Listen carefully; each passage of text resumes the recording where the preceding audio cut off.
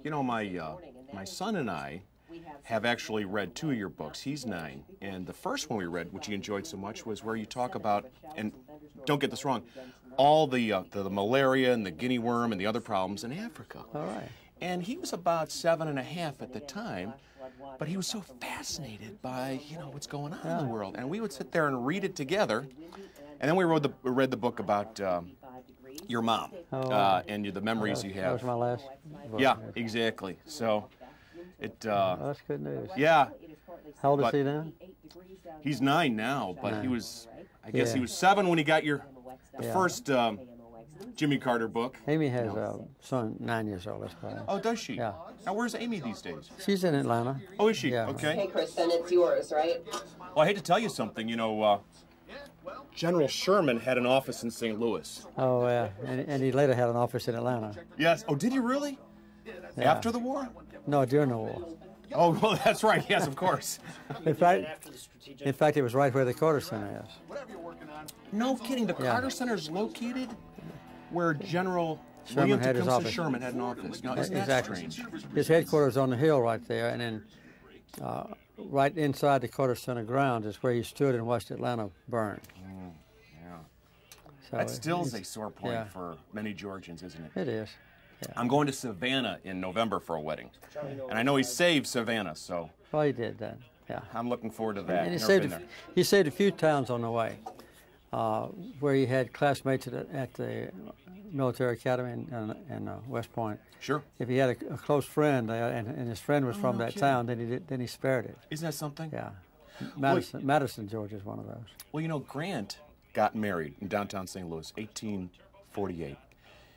One of his groomsmen was Simon Bolivar Buckner, who he beat at the Battle of Fort Donelson. Oh, and at Appomattox, his best man resigned. His name was Pete Longstreet, James really? Pete Longstreet. Sure.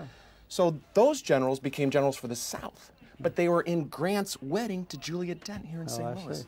Isn't that unbelievable? Yeah, well, there was a lot of. Yeah.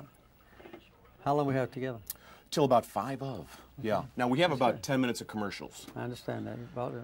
Michael, our Chris, good to see you. board I operator. didn't have a chance to shake hands with everybody. That's what I ordinarily Get do. just a little closer, I think. Maybe 6 inches away, mouth to mic, something like that. And this is C-SPAN, for book television, I think. Okay. Think so. What was your name again? Charlie. Pick up that name you dropped.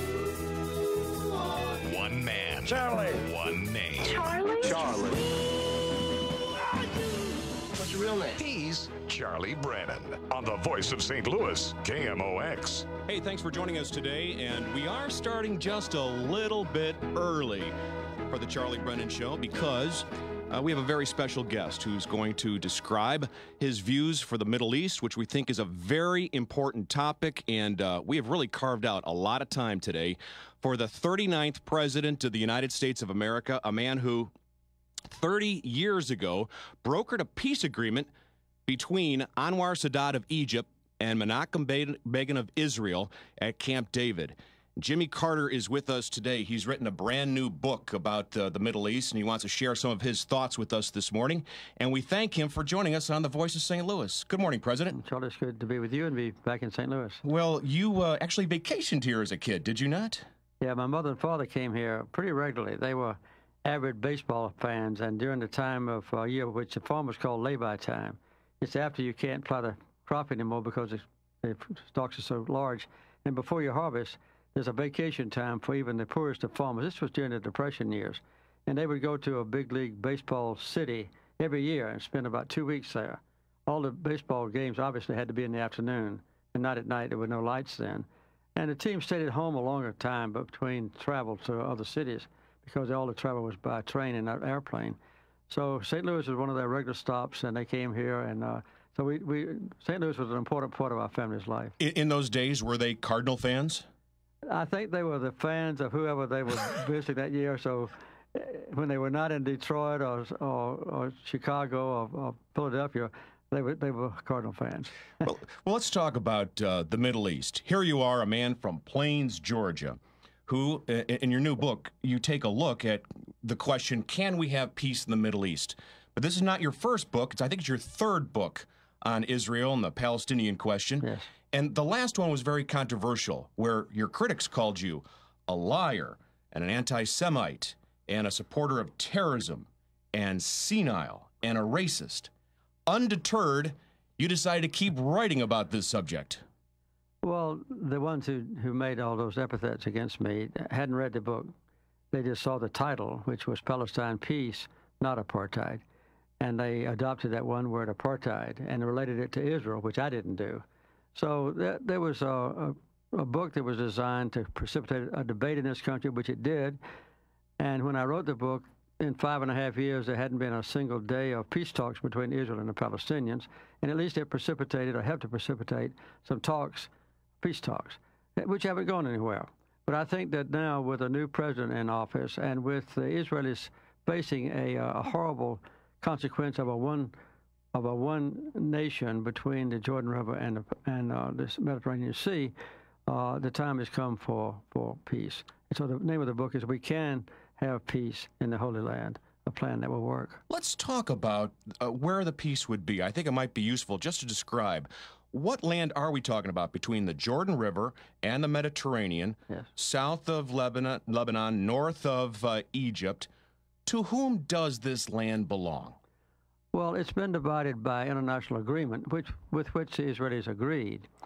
77% of it is Israel, and 23% of it, a small portion, is Palestinian land. 1% of that, of the total, is in Gaza. 22% is in the West Bank. And the Palestinians do control Gaza now, the 1%.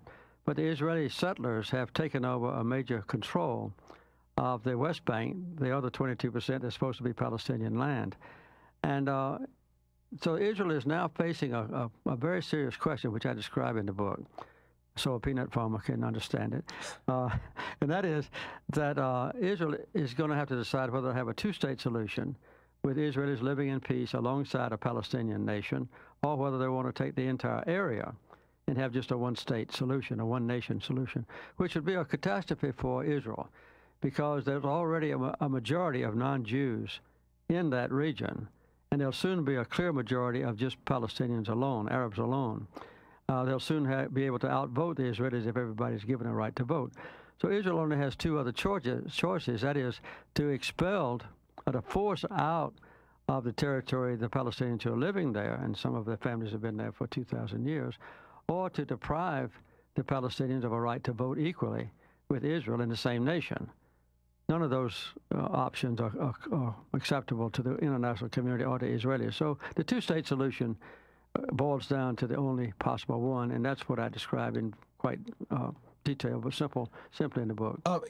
You, among your visits to Israel, and we should point out that you have been following this for more than 30 years. Not only do you know the leaders of the Middle East by their first name, you knew their predecessors, you knew the predecessors of the predecessors.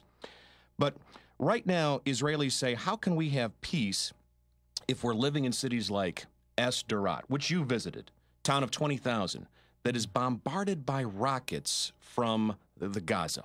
How can they broker a peace with a group like Hamas, that is a terrorism organization that has not renounced violence? All that the Hamas leaders want is to have a source of supplies of food, medicine, water, and fuel going into the 1.5 million Palestinians that live under their control in Hamas. And they're very eager to stop all sorts of combat, including all the rockets and mortar fire, if Israel will open up the gate and let that kind of humanitarian supply go into those people who are living in a prison in Gaza. And so that's the solution to that problem. And now, right this moment, the Israelis and the Palestinians are in negotiations with the intermediation of Egypt to bring about that kind of ceasefire. Do you blame Palestinians at all for electing Hamas in January of 2006, a terrorist organization which has not renounced violence, which has President Carter not recognized the state of Israel? Well, in the first place, the Hamas leaders were not branded as terrorists before the election came along. The election was fully approved by the United States of America, and also reluctantly, by Israel and Fatah, the party of Arafat, to be candidates. Nobody thought they would win a clear majority.